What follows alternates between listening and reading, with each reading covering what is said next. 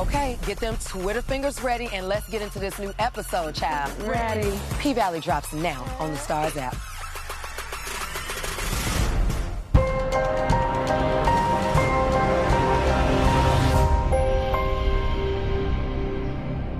What's up, YouTube? It's your boy Mark Dark, and I'm back with another video. If you're new, if you love P-Valley, go ahead and hit that subscribe button. Like the video and leave your theories, comments, everything down below. Now today we'll be talking about P-Valley Season 2, Episode 3. This is the recap. Now I'm going to try my best to go over all the key points in this episode. If I miss anything, you guys let me know. And man, the season heating up. It is heating up. The Dirty Dozen tour, it kicked off to a hell of a start, right? I'm telling you right now, this whole Pico and Big Teak situation, it's about to explode very, very soon. We saw what happened in episode 3. Just imagine what's going to happen down the line. I just got a feeling it is not going to end well. Your girl Roulette, she said, screw it. I'm going to break all the rules. I'm going to do whatever it takes to get that paper, right? And if you watch Snowfall, you already know Roulette pulled some tricks out of the Wanda playbook, and I ain't even got to talk about it. You already know what I'm talking about if you are a fan of Snowfall. But overall, man, this was a crazy episode. Now I'm going to try my best to go over all the key points like I told you guys.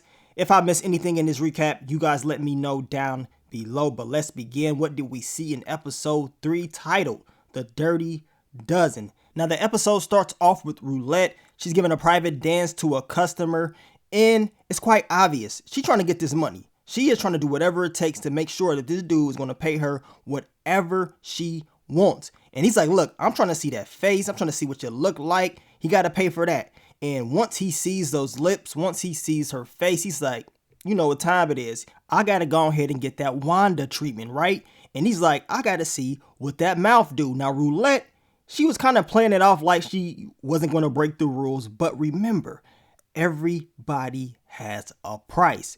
And unfortunately, well, fortunately, he was able to pay the price. And, you know, it seems like Roulette is a rule breaker. We talked about Roulette, her character description. She is a rule breaker. She doesn't give a damn about what's going on. She's trying to get that money. She's going back, showing all the cash that she has made or whatever, her and Whisper. Mercedes walks in and is pissed off, like, really? So, okay, I see what time it is. And of course, it did seem like Roulette was kind of brushing it in Mercedes' face. All I'm going to say is this, Roulette, she needs to be very, very careful. I told you guys, Roulette, she's going to have some trauma. It's going to be some deep, dark secrets about her that we're going to learn about as the season continues to air out. But it's quite obvious that there's more story to tell about Roulette's character, and I cannot wait to see it. Now we get to your girl Mercedes. She goes to the new location where most likely she's going to have the dance studio or whatever. Now, we talked about this in the final predictions as far as, Mercedes and what she's going to be doing in episode 3. A lot of you guys was talking about the coach. Remember, we talked about this in the last video. Now, I guess we got a new coach, y'all. This ain't the same coach from last year, and I'm talking about the actual actor, but it is the actual character. And it seems like Mercedes wants to know about the deal that they talked about at the end of last season. And it seems like she's ready to agree on all the terms. She got to get this studio, right? She wants to fulfill her dreams. She wants to get her daughter back. She wants to do a lot of different things. And she's not about to let the things that's going on in her life stop her from pursuing what she really wanted in the first place, right? She should have already had her dance studio, but we know what Patrice did. And speaking of Patrice, she has a conversation with her granddaughter, Terica, because Terica needs some food. She's trying to go to the church and get some food. 2 boxes. Now, Patrice does give her 4 boxes, and she wants to know, why does she even need this in the first place? Why does she need 2? And Terica tells her, she needs it for a neighbor or whatever, but we know she's lying. Now, Patrice does ask her, so what's going on with your moms? Like, what the hell is going on? And this is where Terica tells her that she's asleep. I mean, it's in the afternoon. Like, really? This lady is an alcoholic. I mean, it's quite obvious. You're going to see that in the episode. But man, Terica's storyline is starting to build up even more. And I cannot wait to see how it's going to end. Now we get to Little Murda, the Dirty Dozens tour. They done went into a store, copped some snacks or whatever.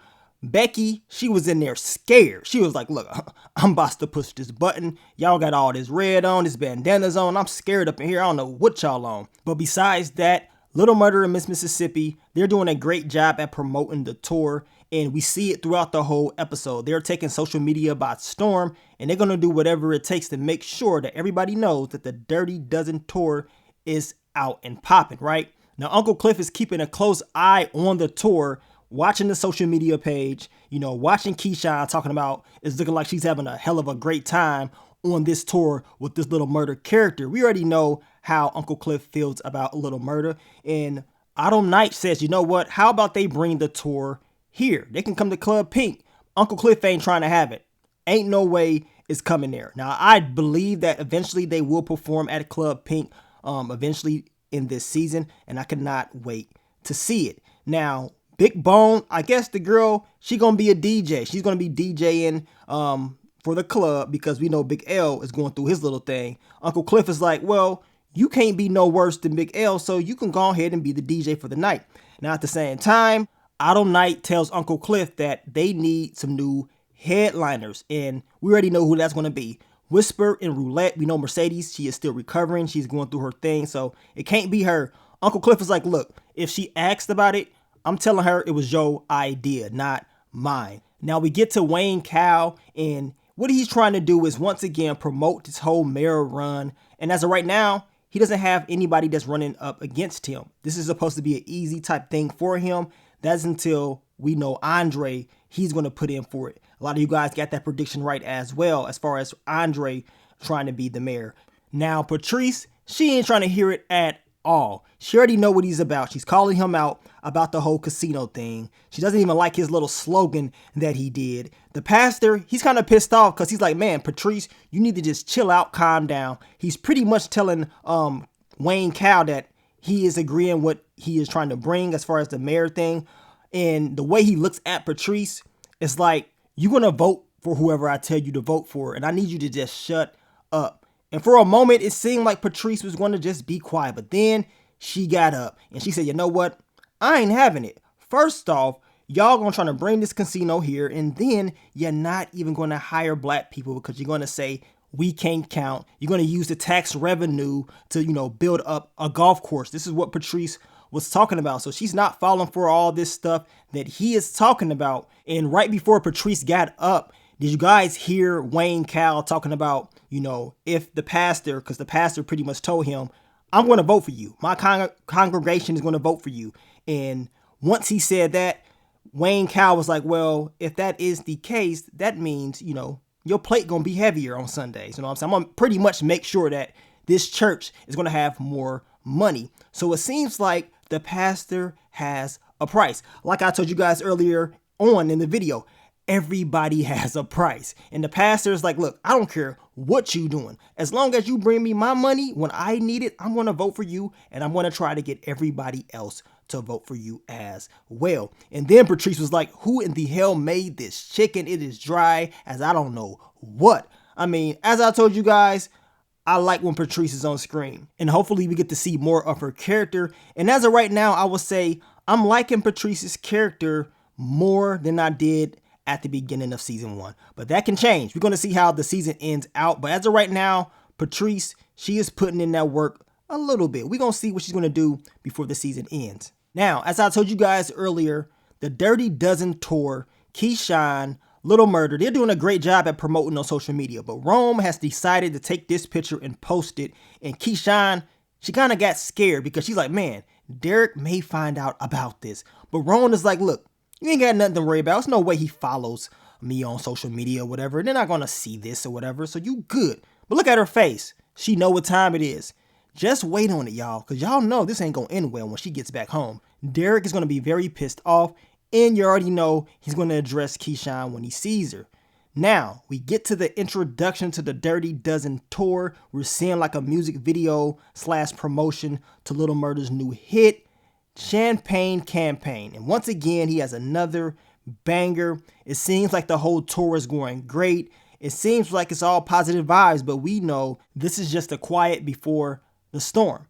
Now, your girl Mercedes, she has finally decided to go meet up with the coach, take him up on that offer that we saw at the end of last season. And she's having a good time. I mean, the dude has a solid place.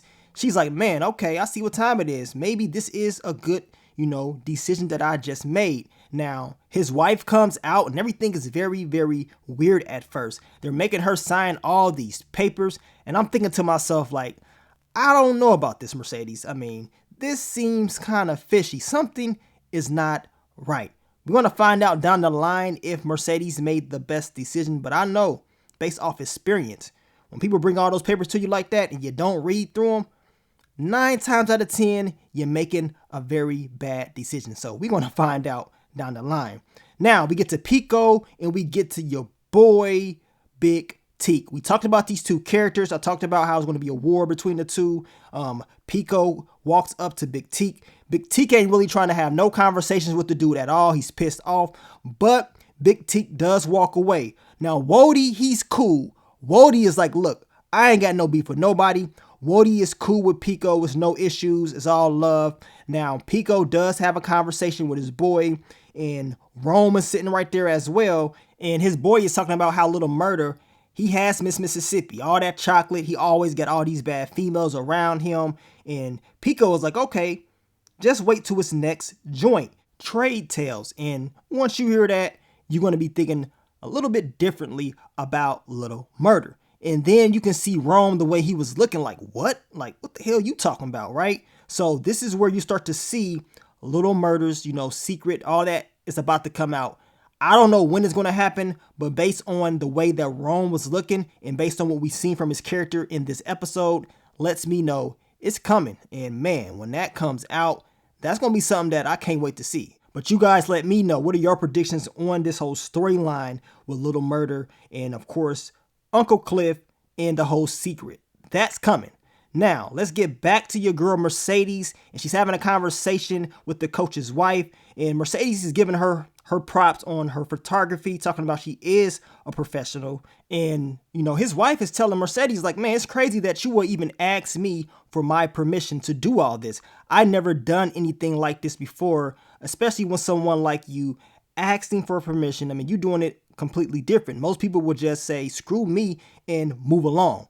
Now, the coach is like, look, you got to see it. You got to see it. You got to experience the Mercedes experience, right? And he's selling it. And Mercedes, she's killing it. Y'all know what Mercedes is able to do.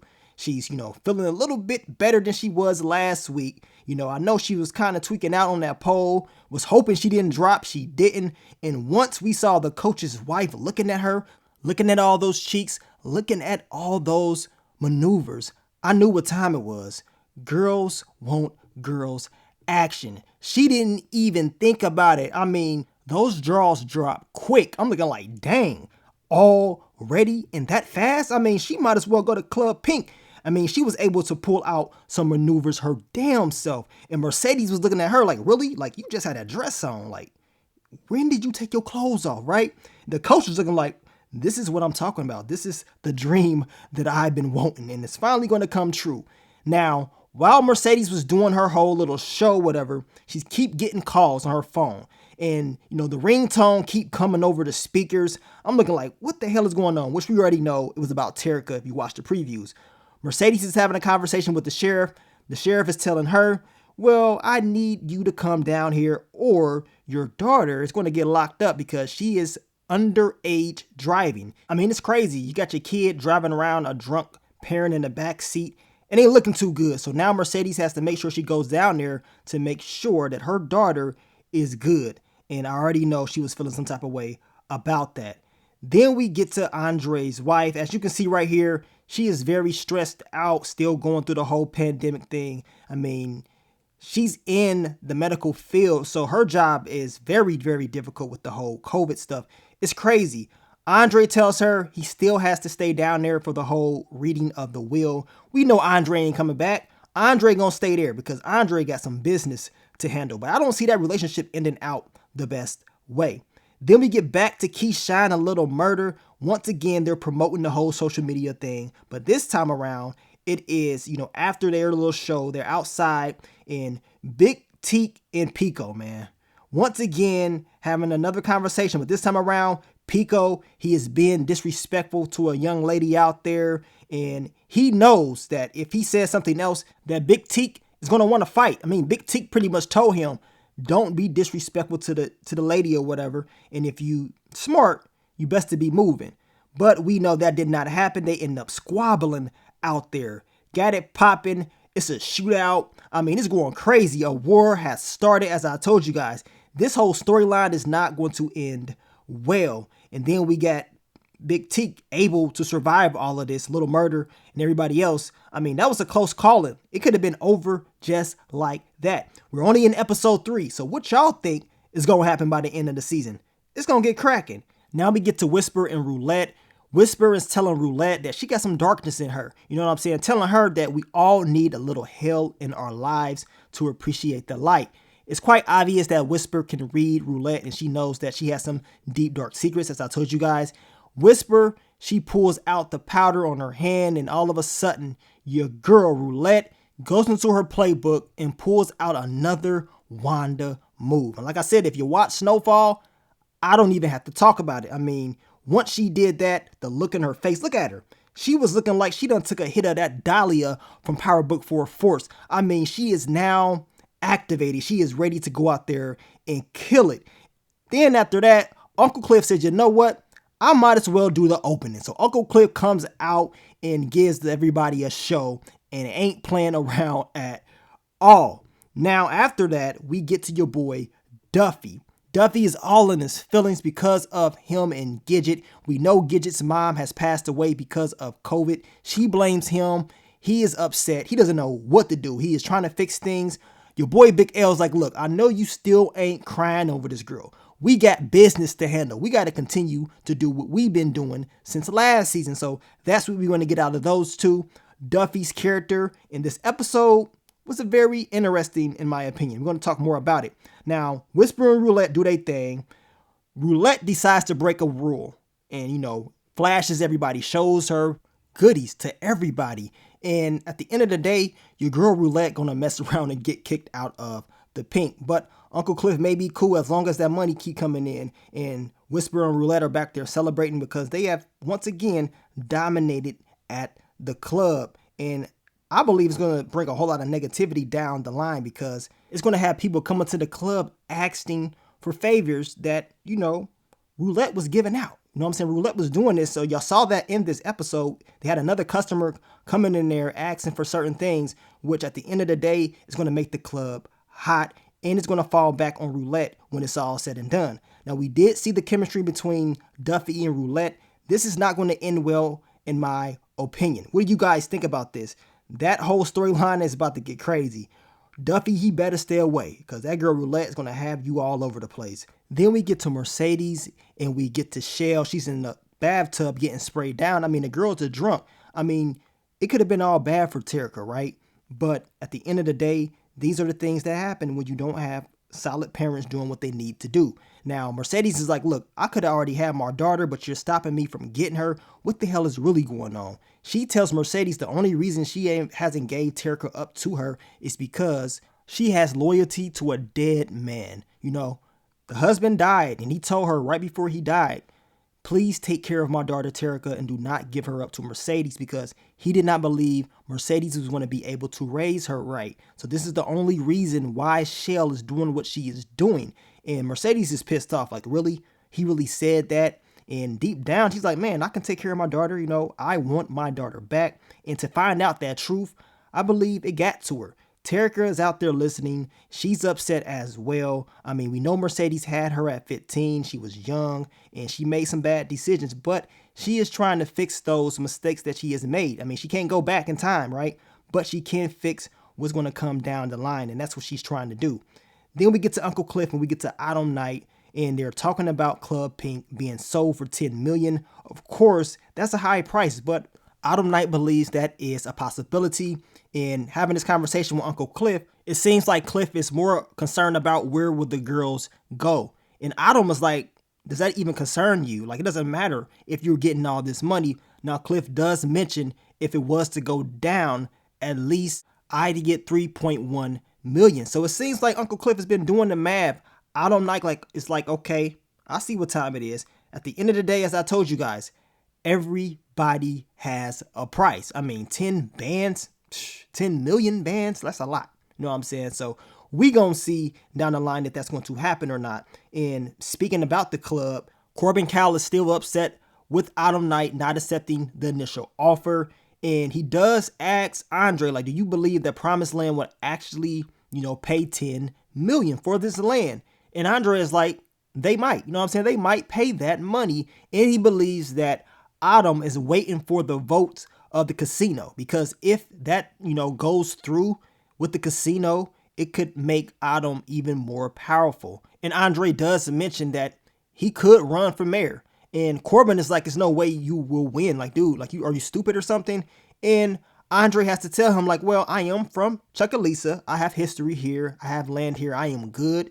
And, he is the godson of Mayor Ruffin. And once Corbin really listened to him, Corbin is like, man, if you're stupid enough to run, I just may be stupid enough to foot the bill. So this whole storyline is going to be very interesting. A lot of you guys got this fan theory right about Andre running for mayor, seeing that Mayor Ruffin has passed away. It makes a lot of sense for him to go in and continue that legacy of his godfather. And we know after episode 2, when we saw that connection between Andre and Mayor Ruffin and, that history between those two and how he wanted to be president as a child, it makes a lot of sense for him to run for mayor. I can't wait to see how it's going to play out. I know Cal going to be pissed off. Then we get to Little Murder, and he has all these groupies following him. Remember, he has to put on the front to make it seem like, he wants girls. He has a lot of girls and stuff like that. Of course, your boy Rome, he is keeping his eyes on this now. Like I told you guys earlier, ever since that little conversation that they had at that bar, Rome is watching Little Murder now. He is watching. Y'all know the whole secret. It's going to get out there. It's going to get crazy. Now, Keyshawn, she's in there. She's trying to help him, say the right words to Uncle Cliff. Little Murder is sending a postcard to Uncle Cliff. And he's pretty much putting on there that he loves Uncle Cliff. We all know this. But like I said, this whole situation, this whole storyline between those two is going to get crazier once that truth does come out. And also, what do you guys think about that game that they're playing called The Killer? We know in the last episode, we saw, Little Murder, Big Teak and stuff like that in the car. In this episode, they showed Keyshawn and Little Murder, and she was supposed to be the killer. Now, do y'all believe that that is some signs that they're giving us as far as the storylines between these characters? Let me know down below. But I honestly believe that game is, a sign of what's to come as far as the characters and the storylines. And I also noticed that your girl Roulette, she winked at Duffy. So what do you guys think about that? We're going to talk about that at the end of this video, but I don't know if they're going to use it, but it seems like they're, giving us small little clues on what's to come. Then we get to Terica and Mercedes. They're having a conversation about what happened in Mercedes' past. We know she had Terica at the age of 15. Of course, Terica is upset because she's like, man, why didn't you try to get me back? Why, do I not live with you? You know what I'm saying? Now, Mercedes does explain to her that a judge is not going to let a stripper get her daughter back. And at the same time, we know Shell, she wasn't making it easier for Mercedes in the first place to get Terica back. But Terica, she's young. She's upset. She's like, look, it's always going to be excuses with you. It's always going to be something. And I know that had to get Mercedes. As I told you guys in my final predictions video, this episode was going to be emotional for Mercedes because that's the last thing that you want. Your child telling you, you're making all these excuses. Because we know deep down inside, Mercedes, she want her daughter back. But it just wasn't easy for her, right? It wasn't easy for her to get her back. And at the same time, we know Mercedes, she didn't make any excuses. She said, look, I had you when I was 15. My mom, wanted me to go a different route. At the same time, your pops, he was doing things against me not to allow me to get to you. So she's taking full accountability of having Terica, but she does regret getting pregnant. At the end of the day, it just seems like Mercedes could never catch a break. No matter what, she will get a little bit of good news and then all of a sudden she's hit with bad news, right? And you've been seeing it time and time again. Hopefully Mercedes, can have some good luck and it can be consistent throughout, the end of this season. But we're going to find out. Now, we get to Big Teak and Little Murder. They're outside having conversations about their past being locked up. We learned that Big Teak pretty much saved Little Murder's life. And it's quite obvious that these two, they had some, relations in the past. This is what the fans have been saying. And from the looks of it, I think it's definitely true. And as these episodes air out, we're going to learn more about Big Teak and Little Murder in their past. But what do you guys think of those two characters in their past? Now, we get to Patrice and Wayne Cal. Wayne Cal is pissed off about what Patrice did earlier on in the episode. So he got the sheriff. He brought the sheriff there, and the church got to get shut down because I guess they have violated the mayor's social distancing policy or whatever with the whole COVID thing. So he did this purposely to get back at Patrice because she pretty much put him on blast earlier on in the episode. So he is trying to get revenge on her. But I'm going to tell you right now, this is a bad move by Wayne Cal. The last thing that he wanted to do was, get at Patrice. As she told him, she may have, messed with the wrong neighbor, but he has messed with the wrong female, and not in those words. Y'all know what Patrice said. She ain't playing around. This girl is going to be looking for revenge, but the difference between her and Wayne Cal, she going to get a little dirty. I can't wait to see how it's going to play out. In the final predictions, we talked about those two possibly doing business together, but after this episode, that doesn't seem like that's going to be the case, and Wayne Cal is definitely going to lose, especially when Andre does run, and ain't looking too good for him, at least as of right now. Then we get to Uncle Cliff, and we see that Uncle Cliff has got the postcard from Little Murder, and Little Murder is telling Cliff, like, look, I think you look good in red, and we notice that Uncle Cliff has postcards from each of the cities of the Dirty Dozen tour, right? So that lets me know even more that Little Murder really does have feelings for Uncle Cliff. And this whole thing eventually is going to come to light down the line. I don't see it ending in the best way for Little Murder. Uncle Cliff has already told Little Murder what's going to happen when everybody finds out. He told him this in season 1, right? So we know what's going to happen. It's going to go all over the place. And like I said, I don't know what episode is going to happen. You guys, you leave your predictions down below on how you see it playing out. But when that does come out, that's going to be something that you do not want to miss. Now we get to the end of the episode. We see Duffy and Big L. They're doing what they've been doing since the last season with the whole pills and stuff like that. And you can see the box falls. You can see all the pills coming out, the oxys. And your girl, Roulette just happened.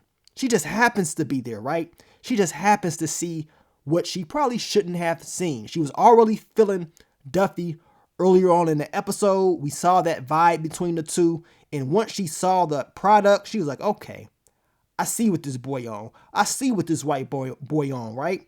And best believe she's going to take advantage of him. As I told you guys, she is going to get Duffy all types of messed up. Now, as far as the game that I was telling you guys about, the game Killer.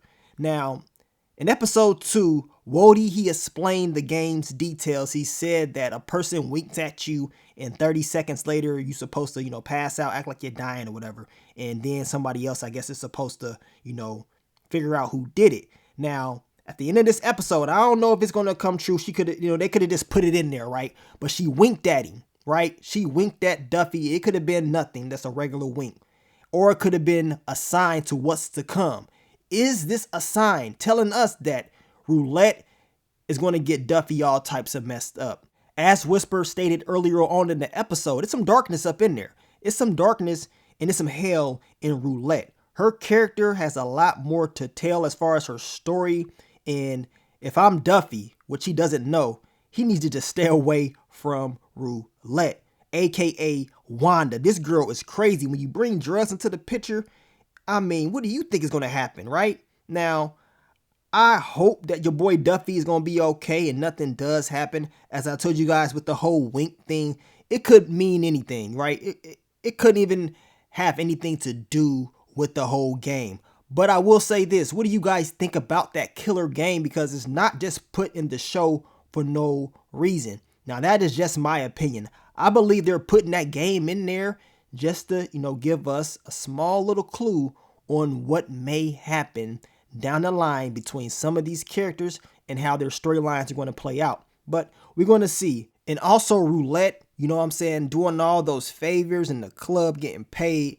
That's going to come to light. It is not going to be a good ending. And Uncle Cliff is going to have some words for her very, very soon. I'm telling you that right now. Now, I would have already had this recap out earlier for you guys, but as I told you guys earlier last week, I was on vacation at Disney World, and on my way back, the flight got canceled. Yes, so this is why I did not get to drop my quick thoughts, early impressions video that I would normally already had out for you guys. So, you know, a small little delay, but we should be back on schedule. I'm back home, and now it's time to drop those videos and continue to give you guys that great content. But I just want to thank you guys for all the love, all the support. I will be dropping the what to expect for episode 4 tomorrow, so stay tuned for that.